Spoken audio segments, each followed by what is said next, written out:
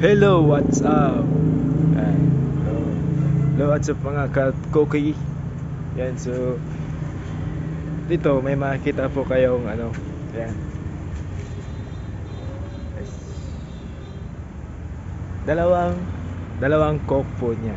So diskarte po kung paano pumili ng ng saktong coke na hindi siya kupas or hindi siya wala namang hupas, pero ito lang po yung titingnan sa dalawang yan. Yes, so may good po dyan at saka may bad. Tingnan po ninyo yung pinagkaiba.